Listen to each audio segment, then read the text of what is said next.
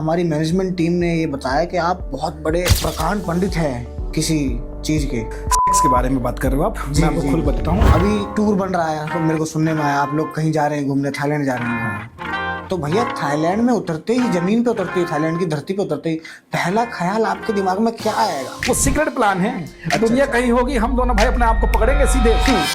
ये सिगरेट है, ये अभी नहीं है। हम आपको भैया कुछ लोग ऐसे भी होते हैं जो ज्यादा दारू पी के जो है सो ही जाते हैं। थाईलैंड ट्रिप में लोग कहते हैं यादें बनती हैं। आप किस तरह की यादें पसंद करेंगे? मैं बताता हूँ। भैया सुनने में आया है कि आप दारू को हाथ नहीं लगाते, लेकिन हर वक्त आपकी आंखें चढ़ी रहती हैं। क्या आप सूखे नशे करते हैं? क्या आप सूखे नशे करते हैं? 1, 2, 3, 4.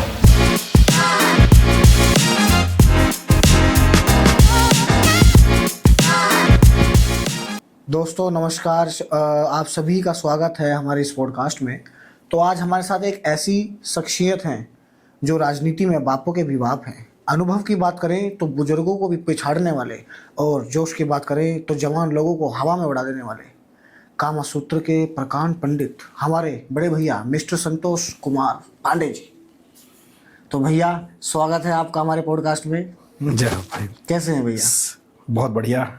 सभी को राधे राधे, जय श्री श्याम, हर हर महादेव, जय श्री राम। हर हर महादेव, हर हर महादेव भैया। जी भैया, तो अब अभी हम आपके साथ एक सवालों की झड़ियां लगाने वाले हैं। हम आपसे सवाल पूछेंगे और आप उन्हें अपने एकदम दिल के अंदर से जवाब देने हैं। बिल्कुल देंगे भैया? बिल्कुल दूंगा, बिल्कुल। ठीक है भैया। पहला सवाल मेरा ये रहेगा आपके लिए कि आपकी शादी हुई है या नहीं हुई? ये एक राज है सभी के लिए। ये तो बात भाई अब सलमान खान से भी दुनिया पूछ रही है और आज मेरे से भी आपने पूछ लिया। शादी हुई है तो नहीं हुई है। सिंपल सी बात है।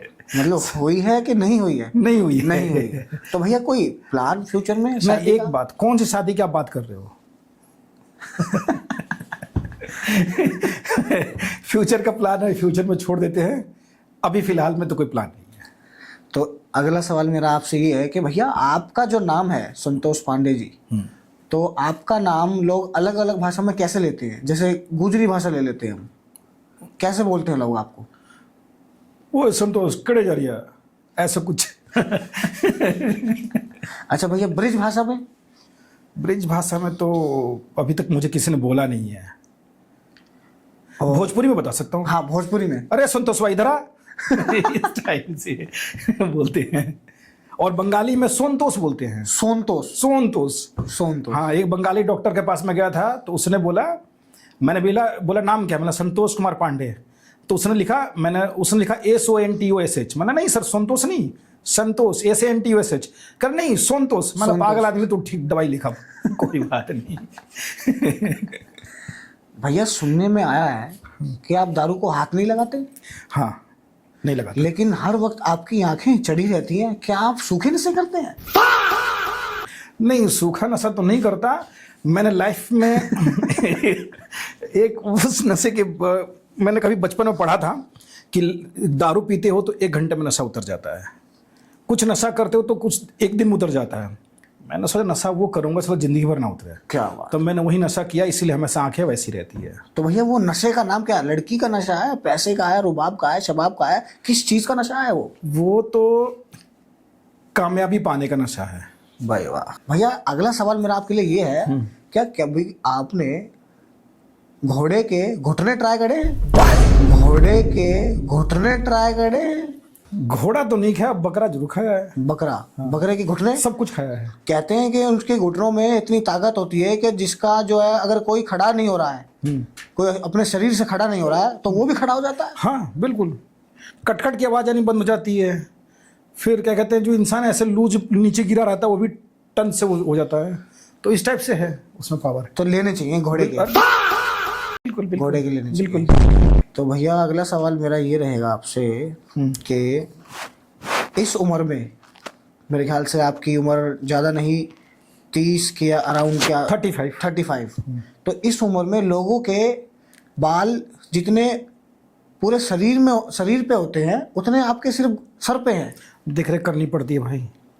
अच्छा। तो भैया आप इन्हें मेंटेन कैसे कर पा रहे हैं? मेंटेन करने के क्या है, बस आप स्ट्रेस फ्री रहो, और क्या कहते हैं ना कि कुछ गंदे काम मत करो।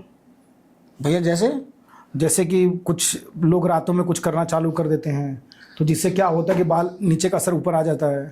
तो दोस्तों गलत काम ना करें, अपनी सेहत का ध्यान रखें, बिल्कुल, भैया का ये कहना है। तो भैया टकले लोगों के लिए, जिनके यहाँ से बाल उड़े हुए हैं, टकले हैं, जो जो हेयर स्टाइल भी रखते हैं तो बीच की मांग निकाल लेते हैं, उनके लिए क्या कहना है आपका? टकले लोग क्या करें? सांडे का तेल लगाए भैया लेकिन सांडे का तेल लगाए कहाँ? टकले पे क्या? टकले पे। टकले गर्मी है तो बाल उग जाएगा, उग जाएगा। अच्छा भैया एक सवाल और था मेरा।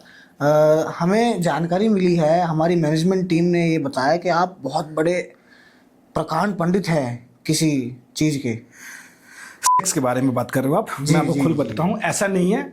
शरीर के इंटरनल जो प्रॉब्लम है उसको दूर कर दो तो शरीर अपने आप ही सब कुछ में आगे बढ़ जाता है। तो उसके लिए आपको एक्सरसाइज करना होता है, और सप्लीमेंट में अश्वगंधा, शतावरी, सफ़ेद मूसली, कौचमी, गोक्षुरा, शिलाजीत खा लो तो सारा चीज़ें कंप्लीटली दूर हो जाता है। बस यही चीज़ है, उसको लोग कुछ भी नाम दे देते हैं। तो भैया कुछ लोग ऐसे होते हैं जिनकी शादी भी नहीं हुई है और वो अल्कोहल ज़्यादा लेते हैं, पीते ज़्यादा हैं, फिर भी उनका जो है सिस्टम थोड़ा नहीं कर पाते, नपुंसक हो जाते हैं। उन लोगों के लिए आपका क्या कहना है? उन लोगों के लिए भाई अब तो शरीर खराबी कर चुके हैं वो। और दूसरा ये है कि उनको अपने आप में जब तक अपने आप को मेंटेन नहीं करेंगे, एक्सरसाइज नहीं करेंगे, योगा नहीं करेंगे, सप्लीमेंट अच्छा जो मैंने भी बताया नहीं लेंगे, तो जिंदगी उनकी खराब है। फिर धरती पे जन्म लेने से उनको कोई फायदा नहीं, उनको मरी जाना बेटर है। वो ससुरी जिंदा रह करेंगे क्या? ठीक बात है। दारू पी करके बस एक दारू वालों को वो बढ़ा रहे हैं, बाकी दुनिया पे तो बोझ ही है वो। तो आपका कहने का मतलब है कि अच्छी आदतों को अपनाने से ही जो है आपका लाइफस्टाइल और बेहतर बन सकता और बेहतर बनेगा, इंप्रूवमेंट होता है, बहुत जबरदस्त इंप्रूवमेंट होता है। जी भैया। तो भाई अगला एक मिनट। हाँ जी भैया। गोपाल भाई का फोन आ रहा है, थोड़ा सा फोन पिक कर सकता हूँ? बिल्कुल बिल्कुल भैया, लीजिए। हाँ गोपाल भाई, मैं थोड़ा पॉडकास्ट में बैठा हूँ, थोड़ी देर बाद में कॉल करूँ भाई? लव यू मेरी जान, लव यू, बाय। क्या बात, लगता है आपके घनिष्ठ मित्र हैं गोपाल जी। छोटा भाई है। छोटा भाई, हाँ, थोड़ा सा चंचल है लेकिन है। उसको देख के मिल के थोड़ा सा क्या होता है ना, कुछ मजाक वाली बातें करके मूड फ्रेश हो जाता है। होता ना मंदिर में घंटा होता, टन से बजा जाए तो भैया घंटा बजाते रहना चाहिए। उसको वो बजता है तो अच्छा लगता है। हाँ, अगर वो बजना बंद हो जाए तो फिर तो जिंदगी में उदासी बढ़ जाती है। वो कहते हैं दिमाग में घंटा बजे तो वो ध्वनि जो होती है ना, एनर्जी, फ्रीक्वेंसी, एनर्जी और फ्रीक्वेंसी को फ्रीक्वेंसी बजाते रहते हैं, वो अच्छा लगता है। बिल्कुल।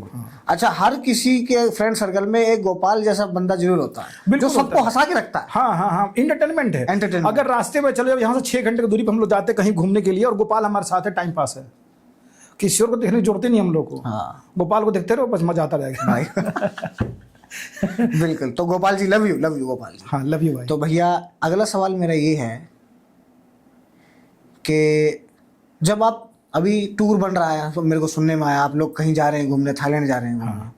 तो भैया थाईलैंड में उतरते ही, जमीन पे उतरते ही, थाईलैंड की धरती पे उतरते ही पहला ख्याल आपके दिमाग में क्या आएगा कि मैं लूं एंजॉयमेंट के बीच पे जाऊं, जिम करूं? मैं आपको सच बताऊं तो मैं थाईलैंड नहीं, कहीं भी जाता हूं, ये सवाल का जवाब मैं आपको अलग तरीके से देता हूं। अगर थाईलैंड उतरूंगा, मैं कहीं भी जाता हूँ, जैसे आपके साथ नासिक गया, एक मेरे ग्रीस भाई हैं, उनके साथ मैं हिमाचल वगैरह घूम लिया। तो मेरे ना माइंड में बचपन से, स्टार्टिंग से है, जब से मैंने अपना होश संभाला कहीं जाने के लिए, तो मुझे वहाँ पे एक अपॉर्चुनिटी देखना होता है।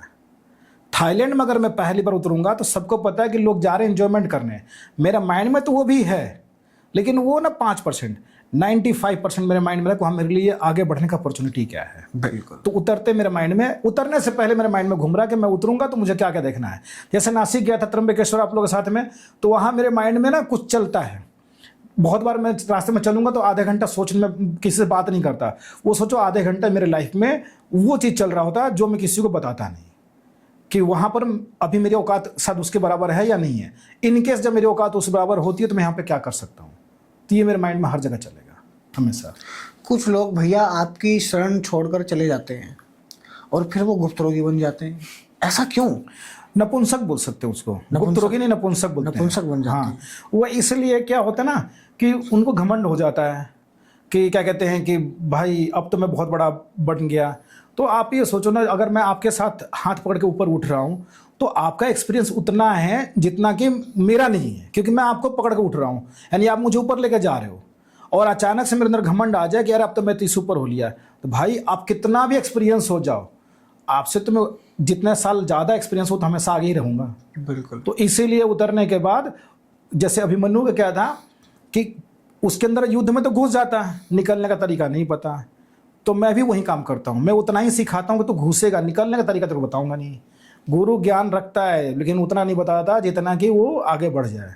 तो वो नपुंसक होने का जैसे कारण भैया शेर की मौसी बिल्ली होती है, हाँ। चढ़ना सिखाती है, उतरना नहीं सिखाती। तो वही मेरे लिए है कि मैं एग्जिट प्लान बताता ही नहीं, इंटर तो बता दूंगा, एग्जिट प्लान बताता नहीं। वो भैया ऐसा क्यों होता है आप ही के साथ नहीं, काफी लोगों के साथ, कि जहाँ वो काम करते हैं, जब तक वो काम करते हैं तब तक वो उनके लिए ईमानदार रहते हैं, जैसे ही वो छोड़ के आ जाते हैं उस जगह को तो वो फिर चोर कहलाए जाते हैं। एक्चुअली में ऐसा ना कुछ लोगों के साथ है, जैसे जिसकी संगति होती है ना। आप अपने लाइफ में जैसे 35 एज हो गई, तो ये तो नहीं है कि मैं 10 लोगों से मिला हूँगा, 35,000 लोगों से मिला हूँगा। तो इस रास्ते में कुछ ईमानदार मिलते हैं, कुछ बेईमान मिलते हैं। बिल्कुल। बेईमान का साथ अगर आप रहते हो तो जब आप निकलोगे तो बेईमान आपको बोलेगा असल बेईमान था, क्योंकि आप उस जिंदगी भर तो उसने वही काम किया है। करेक्ट। तो बाहर निकलने के बाद आपको बोलेगा बोले बेईमान। तो इस चीज़ को मैं एडमिट करता हूँ, क्योंकि उसका नेचर है। ईमानदार साथ में रहोगे, वो उससे बाहर निकलोगे तो आपको बोलेगा सारा कुछ भी था लेकिन ईमानदार था। बिल्कुल। तो यही चीज़ है। तो बेईमान बोलने वालों को बोलना, चोर बोलने बोलने दो, ये तो उसका नेचर है। क्योंकि ना अब मान लो एक उदाहरण है, कीचड़ है, मेढक कीचड़ में कूदेगा तो बाहर निकलेगा तो साफ सुथरा थोड़ा ना निकलेगा। नहीं भैया, कुछ तो कीचड़ लगा हुआ निकलेगा। बिल्कुल। फिर उसको गंगा नहाना पड़ेगा, पानी में नहाना पड़ेगा। फिर भैया थोड़े पाप तो होने चाहिए, साला गंगा जाके क्या नहाएंगे हम। नहीं, जिंदगी में भाई वो उतार चढ़ाव ना होना, इंटरटेनमेंट ना हो तो फायदा क्या। बिल्कुल। जिंदगी में कोई मेरे को बदमाश ना बोले, कोई मेरे को डिफॉल्टर ना बोले, तो यार ईमानदार बन के चंपू सब बन के क्या फायदा। कुछ तो अच्छा लगना चाहिए ना। तो ये लाइफ का पार्ट है, इंजॉय करो बस। अच्छा भैया, जैसे कभी आपको ये जो चोर बोलने वाले लोग कहीं दिख जाते हैं तो उसको आप किस इशारे से भगाते हैं, मतलब क्या करते हैं आप? नहीं, मैं भगाता तो नहीं, उसका क्या होता है ना, एक उदाहरण हो रहा चल भैया एक बार और साथ में करेंगे भैया, कैसे करते हैं? वो होता है चल ठीक है, वो मेरे लाइफ का कोई पार्टी नहीं है, चल तेरे से बहुत है। भैया एक स्टोरी बहुत फेमस है वो वाली। अरे उसका ये क्या राज है भैया? ये तो बड़ी खतरनाक स्टोरी है भैया। बहुत लोगों से सुनी है मैंने कि भैया जो है कहीं भी जाना हो तो भैया 2 मिनट में पहुंचा देते हैं। मेरे एक दो भाई है, गोपाली है, गोपाल की बात करता हूँ मैं। गोपाल को गांव जाना होता था तो उसने बोला अनिकेत भाई को या किसी नंदन जी को कि टिकट करना। मतलब कहाँ जा रहा है? गाँव। मतलब गाँव मत जा, मेरे पास एक जादू की छड़ी है, मैं ताली बजाता जाऊंगा, उस पर तू बैठ जा, तू गाँव पहुंच जाएगा। अच्छा। ऐसे करते करते जब तो तेरा वो छत ऐसे नीचे- ऐसे ऐसे चलती है हाँ, भैया, नहर ऐसे- मार के ऐसे ही। जब छत नीचे का तो चुम्मी कर दियो, मैं चुटकी उतार दूंगा। इसके बारे में जो डिटेल है ना वो आपको नेक्स्ट टाइम बताऊंगा कि ठीक है। छड़ी क्या राज क्या है। ठीक है। बस इतना सोचो कि वो छड़ी मेरी बात मान। ठीक है भैया, आज तक आपकी कितनी गर्लफ्रेंडें रही हैं और कितनों से आपको प्यार हुआ है, कितनों से आपको अट्रैक्शन हुआ है और कितनी आपने यूं कर दी? भाई गर्लफ्रेंड के बारे में बात करूं तो मैं आपको बताता हूं, क्या मैं बोलूं। अब देखो, कॉलेज टॉपिक ही साला ऐसा है कि बंदा चुप ही हो जाता है। इसमें कुछ याद भी नहीं है और उसको गर्लफ्रेंड बोल भी सकते हैं, नहीं बोल सकते। कॉलेज में था तो 18-19 लड़कियां थी। मेरे पास ना पढ़ने के लिए पैसा नहीं था ज़्यादा, तो माइंड स्ट्रांग था। तो अब जैसे सॉफ्टवेयर इंजीनियर मैं करता था तो मेरे को ना चाहिए था उस टाइम सॉफ्ट प्रोग्रामिंग का, मुझे कोडिंग चाहिए होता है ताकि उसमें प्रैक्टिस करूँ मैं। तो उस टाइम कॉलेज लड़कियाँ कहती थी कि देख तुम मुझसे बात करेगा, तो वो लोग क्लास ज्वाइन करती थी बाहर से, मैं ज्वाइन नहीं कर पाता। तो वैसे में उनके लिए वो क्या था कि तू बात करेगा तो तेरे को मैं अपना DVD मतलब वो कैसेट दूंगी, तो उसको देख करके तू अपना कोडिंग करेगा। मैं चल दातू दे। तो मैं उससे कोडिंग ले करके कॉपी करके तब तक बात करता था, फिर बात कोडिंग खत्म, तू भाड़ में जा ससुरी। इतना ही तक है। अब उसको क्या मैं बोलूँ मुझे नहीं पता। तो भैया ये जो कोडिंग और CD लेने देने के बीच में जो कंप्यूटर में कोडिंग होती थी वो बातचीत। वो बातचीत, हाँ। उसके बारे में थोड़ा बताया नहीं आपने, वो थोड़ा सा बातचीत प्राइवेट, वो प्राइवेट बातें हैं, ऐसी है कि उसके हिसाब से फिर मैं बात करता था। कोई लड़की कितना मतलब उस चीज़ पे मेरे से एग्री करेगी, मतलब जब तक उसका कहते हैं ना, आप जैसे शादी होगी आपकी, बीबी कोई जिद करती है, कैसे बहला फुसला कर रखोगे, बिल्कुल मैं उतना ही रखता था। फिर तू जा।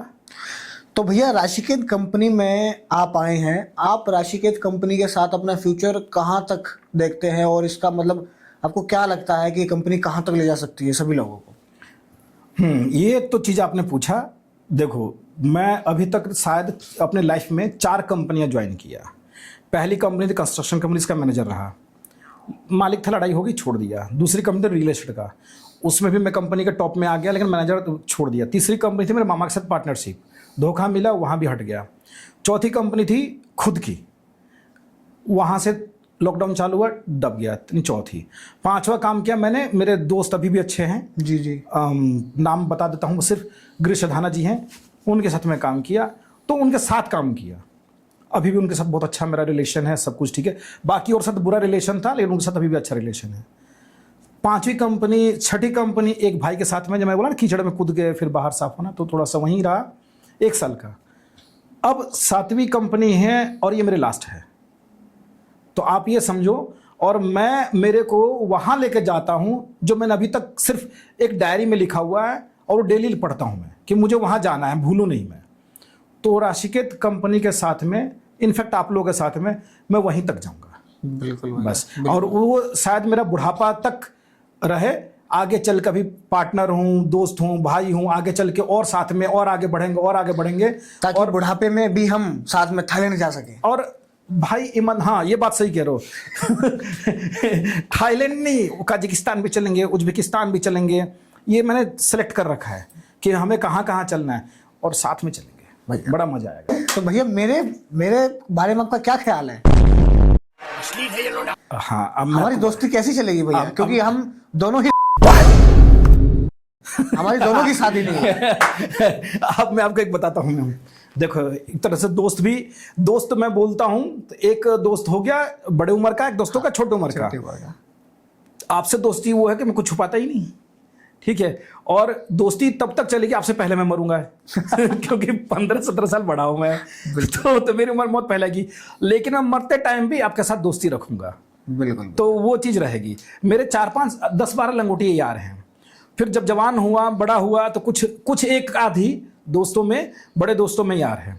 अब यहाँ पर हूँ तो कहते ना, हजारों के भीड़ में कोई एक ही 2 दोस्त बनता है। बिल्कुल भैया। तो हजारों के भीड़ में आप हो भाई, एक वो दोस्त हो। तो भैया थाईलैंड में क्या करेंगे हम जाके? अरे बड़ा मजा आएगा।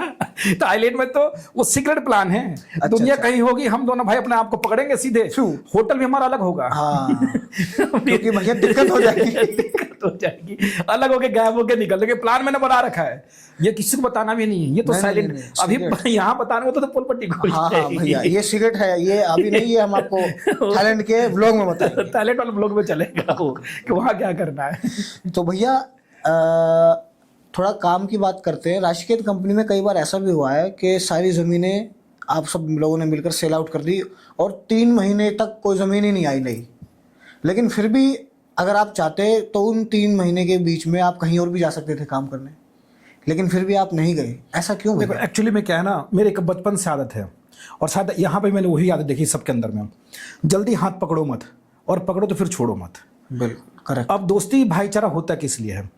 एक बचपन से जो सीखता है, माँ बाप ने जो सिखा दिया, कह रहे यार उसके पास कामयाबी नहीं, छोड़ कर आगे बढ़, तो वो ज़िंदगी में उसका बिहेवियर बन जाता है। हमारे फैमिली में या आपके फैमिली में भी ये आचरण है, अगर पकड़ लो तो मरते दम तक सारा भूखे मर जाओ, लेकिन छोड़ो मत। तो ये कहानी अभी भी हमारे साथ, मेरे साथ में है कि दोस्ती भाईचारा, जहाँ तक दिमाग से बिजनेस है तो वहाँ तो मेरे को कोई दर्द नहीं होता, लेकिन जहाँ पे यहाँ से जुड़ जाता है ना, दिल से जुड़ जाता है, तो फिर वहाँ पे काम चले या ना चले, भूखे मरूंगा तो तुम भी मरेगा भाई, नहीं मरूंगा तो जिएंगे तो तेरे साथ, मरेंगे तो तेरे साथ, वो चीज़ है। हाँ, तो और यहाँ पे इस चीज में, ये चीज आपके एक ईमानदारी पे भी डिपेंड करता है। बिल्कुल, बात की वैल्यू भी होनी चाहिए, कंपनी कैसी है, कंपनी कैसे हैं। अच्छा, दूसरा ये भी कि मान लो मैं आपके साथ जुड़ा, कल आपके पास काम नहीं है 1%, तो मैं चला गया कहीं और, फिर मैं आ गया, तो सड़ा मैं तो वो हो गया ना, उसको क्या बोलते हैं ना, इसकी हुई ना उसकी, वो थूक के चाटने वाली बात। अरे ना, थूक के चाटने वाली बात होगी ना।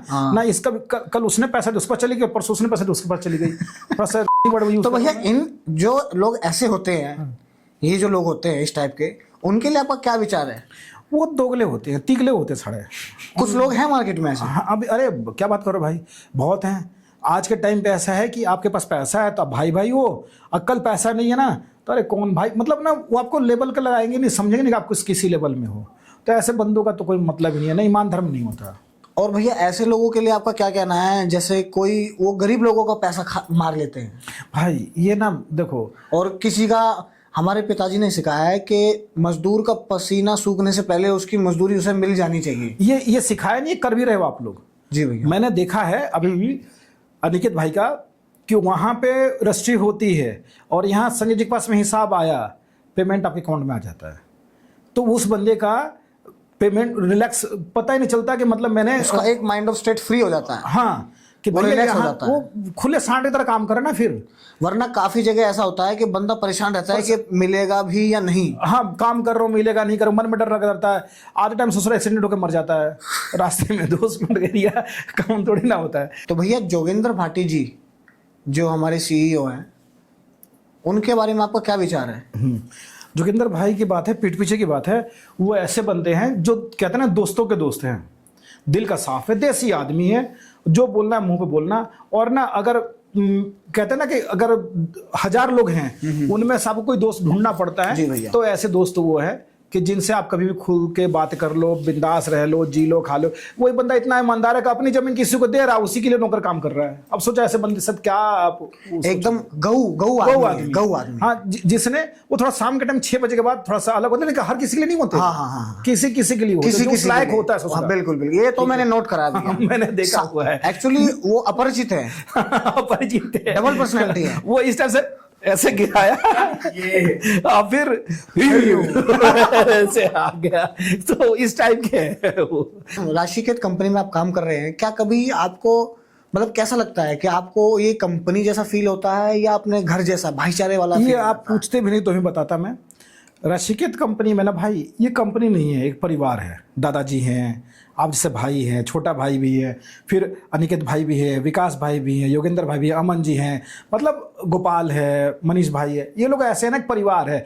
कभी नहीं लगता हम किसी कंपनी में काम कर रहे हैं। ये लगता कि मैं मेरे लिए काम कर रहा हूँ। और जो इंसान मेरे लिए अपने लिए काम करता ना, वो सोचो कि अगर जिस जगह ये माहौल हो, वो कंपनी 10 गुनी ऊपर उठ जाती है। मतलब कुल मिला के आपको अपना घर मिल गया। और मेरा घर है, मेरा मुझे लगता ही नहीं है, फैसला ऑन द स्पॉट मैं ही ले लेता हूँ, कोई डिस्टर्ब नहीं करने वाला, हर कोई ले लेता है। बिल्कुल, किससे क्या बात करनी है, किससे क्या डील करना है, क्या नहीं करना है। पेमेंट के लिए 2 मिनट में बोलो, यहाँ मैसेज आता है, कल वहाँ पेमेंट आ जाता है।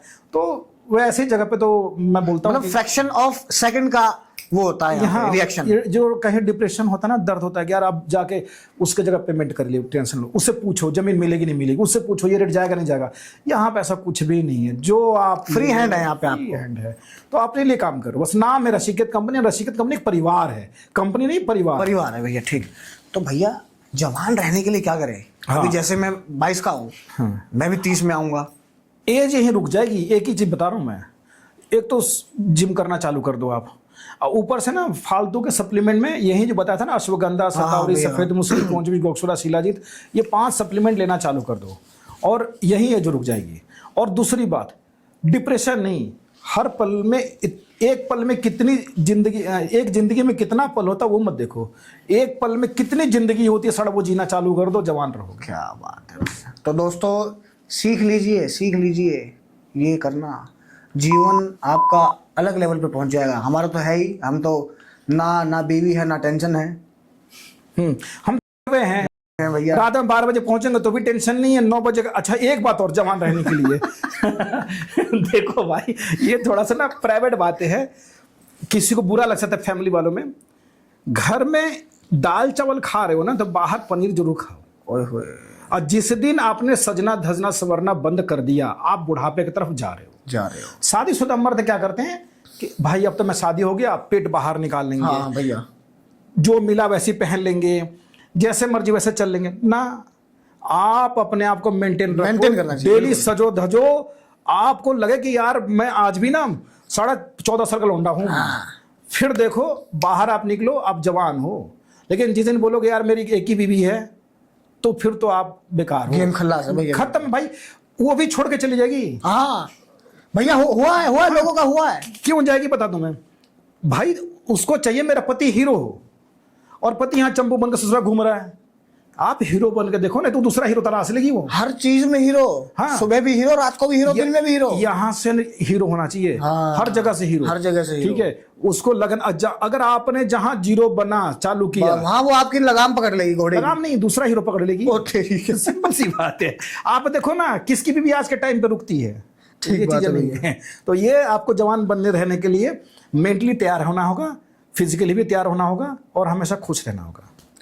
तो भैया अनिकेत शर्मा जी के बारे में आपकी क्या राय है? क्या वो इस कंपनी को आगे बढ़ाने में, इसको और ग्रो करने में, क्या वो कैपेबल हैं आपके नजर में? अब मैं आपको बताता हूँ, मैं पिछले साल भर पहले जाता हूँ, 1.5 साल पहले जाता हूँ मैं। 1.5 साल पहले अनिकेत भाई से मिला था तो मुझे बच्चा लगा, सही बता दूं मैं। सिर्फ एक साथ 1 घंटे की मुलाकात हुई थी। आपके फादर से तो, पापा से तो 2-3 बार बैठ के बात कर लिया। 1 घंटे की मुलाकात हुई, दाढ़ी मुछ छील छाल के, मतलब जिम छील के हाँ शेविंग वगैरह हटा के जिम उम करने नीचे से आए थे। तो मैं ट्रेडिंग पे बैठा हुआ था, सोफे पे बैठे, तो बस इतना ही ट्रेडिंग के बारे में हल्का फुल्का बात हुआ। ओके। तो मैंने बोला ये बहुत बच्चा है। फिर इत्तेफाक से आपके फादर का जो भी नहीं रह पाए, जी। तो मैंने एक माइंड बोला कि बच्चा है, कहाँ से क्या कर पाएगा, बहुत स्ट्रगल है, पैसा जो भी आएगा खत्म हो जाएगा। मेरे माइंड में ये चला, देखो हर किसी के माइंड में चलेगा, ह्यूमन भी नेचर है। लेकिन मैंने 1.5 साल बाद फिर उसी अनिकेत से मैं दोबारा मिला। तो उन 1.5 साल जब बाद में मिला, तो मेरे माइंड में आया कि यार ये इम्प्रूवमेंट, जो बात करने का तरीका ना, वो इम्प्रूवमेंट मतलब मेरी सोच के बराबर मिला दिया कि हाँ, चाहे उम्र कोई भी हो, एक्सपीरियंस सोच के बराबर आ गया कि हाँ, मतलब हैंडल कैसे करना है, कैसे करना। आप ये सोचो कि आप एक बैठे हो, आप अपने से 10-12 साल एक्सपीरियंस बंदे को हैंडल करने की पावर रखते हो, जिसके अंदर मैं भी हूँ, योगेंद्र भाई भी हैं, विकास भाई भी है, पूरी टीम है अपनी। पूरी टीम है। तो अमन जी हैंडल करो, तो आप सोचो कि आपकी सोच कितनी डेवलप हुई है 1.5 साल में। बिल्कुल बिल्कुल। और अब वही बंदा आज के टाइम पे पीपल करो कंपनी और ऋषिकेत जेवी कंस्ट्रक्शन प्राइवेट लिमिटेड कंपनी के कम से कम हजारों बंदों को हैंडल कर रहा है, और सभी खुशी खुशी हैं। बिल्कुल बिल्कुल। तो मैं ये मानता हूं कि आने वाले 3 साल, ज़्यादा नहीं 3 साल नहीं। इस फरीदाबाद दिल्ली एनसीआर में, कहते हैं ना, अगर 10 अमीर होंगे तो शायद दूसरा या नंबर 1 पे मतलब वो बंदा खड़ा है, खड़ा रहेगा। इस तरह की सोच है। कैपेबल है, मतलब कुल मिला बहुत ज़्यादा है, बहुत इंप्रूवमेंट हुआ है। मेच्योरिटी लेवल जो है ना, वो मैं बोलूँगा कि शायद मैं खुद ऑब्जर्वेशन करता हूँ, तो वो बहुत ज़्यादा, और जिस तरह से मेच्योरिटी लेवल आगे बढ़ते जा रही है। और सबसे बड़ी बात है, सबसे बड़ी बात, ईमानदार और सच्चाई। आप मेच्योर तो बन ही जाओगे, अगर आप ईमानदार हो तो लोग आपको छोड़कर नहीं जाएंगे। और अनिकेत भाई की ईमानदारी है कि मेरे सब बंदा भी साल भर टिका है, तो सोचो कि बहुत ईमानदार है। भैया मेरे जैसे बंदे से का मतलब क्या मतलब है? क्योंकि ना, अगर मैं बता दूं इसलिए बता दूं क्योंकि ना मैं थोड़ा सा क्या है ना, एग्रेसिव हूं। अगर मुझे गलत दिखता है ना, तो मेरा माइंड में तैयार हो जाता है कि यार नहीं रहना, चटक जाता है। हाँ नहीं रहना। अब मैं तैयारी करता हूं, मैं झूठ बोल के नहीं जाऊंगा, मैं बोल रहा हूं भैया तुमसे नहीं बन पाया। और मैं खुद कह रहा हूं कि मैं लाइफ टाइम चलूंगा, साथ में चलूंगा, शायद मरते दम तक ये ऋषिकेत कंपनी मेरे अर्थी तो उठाएगी। भैया पक्का यहाँ तक, उठाएगी। हाँ। मैं उसमें एक करना मेरा भी होगा। वो बिल्कुल। अरे नहीं, मतलब साथ खड़े रहेंगे। हाँ, तो अंतिम तक। चाहे वो 95, अच्छा जल्दी तो मरूंगा नहीं मैं, कम से कम 95 के झोंके मरेगा। हाँ, अभी तो भाई भैया अच्छा, वो जैसे एनिमल पिक्चर में वो लास्ट में सब बुढ़े होके बैठे रहते हैं और वो वाला मजाक चलता है, वो भाई, चलेगा भैया। वो तो बैठ के मैं ऐसे करूंगा, तू क्या बे, चल हट, तू क्या हट। बस ये चलेगा। आगे चल के बुढ़ापे में हम दोस्ती वाली बातें करके एक दूसरे की लेंगे कि जवानी में थाईलैंड में किसने किससे प्यार किया, किसने किससे प्यार किया, और कॉलेज में क्या था, और ऑफिस में क्या था। ऑफिस में क्या था। अच्छा, सबसे बड़ा भाई हमारा भी यादगार सीन होगा हॉल वाला। हॉल में जिस की माँ बहन करते हैं ना, वो तबीयत अच्छा लगता है। भैया आपको कैसी महिला पसंद है, जो सिर्फ दिल संभाले या दिमाग भी घुमा दे? ये तो दिल वाली बात है पूछ ली, दर्द वाली बात है पूछ ली। मैं बता रहा हूँ, जो लड़की मेरा दिल और दिमाग दोनों कहते ना भूचाल ला दे, सुनामी ला दे, वैसी। कुछ हो रहा है मुझे भी दिल में भैया, पता नहीं। आपकी पसंद की महिला वो है जो साथ चले, या वो जो आपको रास्ता भी भुला दे? यहाँ तक कंफ्यूजन है, रास्ता भुलाएगी ससुरी तो मैं साथ disturb कैसे हो जाऊंगा। चलेगी? साथ कैसे चलेगी? साथ चलने वाली चाहिए, कदम से कदम। कदम से कदम मिला। हाँ, ये चाहिए। आपको सादगी पसंद है या वो अदा जो सामने वाले को बेहोश कर दे? क्या भाई, ये तो मैं चाहता हूं कि सादगी में भी वही अदा हो ओए होए होए होए भैया, ये तो जो पर्सनल हो सामने गया, वाला साला, ये तो पर्सनल हो गया। दिल फेंक के मार जाए, मर जाए, मर जाए। ऐसी। ये नहीं कि एक सिंपल हो। अच्छा भैया, आपकी पसंद की महिला शांत होनी चाहिए या थोड़ी शरारती होनी चाहिए, जो दिल के साथ खेल जाए? आपको क्या लगता है मुझे कैसी, मेरे को कौन झेल पाएगी? भैया आपको वो झेल पाएगी जो खेल दिल जाए। के खेल जाए। क्योंकि आपको कुछ नहीं पता कब आप खेल रहे हैं और कब आप नहीं खेल रहे हैं। बिल्कुल, शांत तो मन बुरा जाएगी। सुसाइड कर लेगी अलग हो। अच्छा आप भैया, आपको ऐसी महिला पसंद है जो सिर्फ खूबसूरत हो या वो जो बातों के नशे में मदहोश हो जाए? आप ये क्यों नहीं पूछते कि दोनों हो? तीसरा पूछो उसके अंदर में कि दोनों हो। या मैं ऐड करता हूँ, क्या आपको दोनों चाहिए? दोनों चाहिए। दोनों की लेंगे? एक ही। दोनों की लेंगे?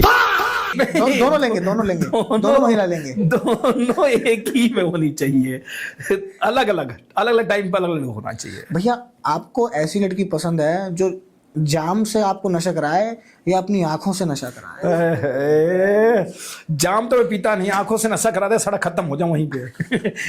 ऐसी चाहिए जिसके पानी में भी जाम बन जाए। भैया आपको कौन से पहले अल्फाबेट की लड़की पसंद है? इसमें तो स्पेशलिस्ट है हमारे अमन जी, कि आपको कौन सी लड़की सूट होगी? मैं बता दूं, कौन सा अल्फाबेट? AKS। ओए होए, अब मैं उसके अंदर नहीं जाऊंगा, मैं अगले सवाल पे चलूंगा। अगर आप भैया पहली बार थाईलैंड पहुंचेंगे तो सबसे पहले आप मंदिर जाएंगे या नज़ारे देखेंगे? यार ये तो अलग ही पूछा। देखो मैं धार्मिक जगह पे तो वहाँ थाईलैंड धार्मिक जगह है नहीं, तो नज़ारे देखूंगा। नज़ारे तो भैया एक वहां पर शाही स्नान भी होता है, क्या आप वहां शाही स्नान करना चाहेंगे? बिल्कुल करूंगा मैं। अरे जब ऐसा मौका मिले, और शाही स्नान, राजवाड़े का खानदान तो अपने आप में राजा, हम लोग अलग ही है, तो वहां ये काफी लोग शाही स्नान कर चुके हैं और वो कहते हैं कि शाही स्नान जैसा आनंद कहीं नहीं है। हाँ तो राजा फील करता हूँ मैं, साढ़े कमजोर थोड़ी ना हूँ मैं। बिल्कुल भैया, ठीक है। तो अगला सवाल पे चलते हैं हम, रैपिड फायर है।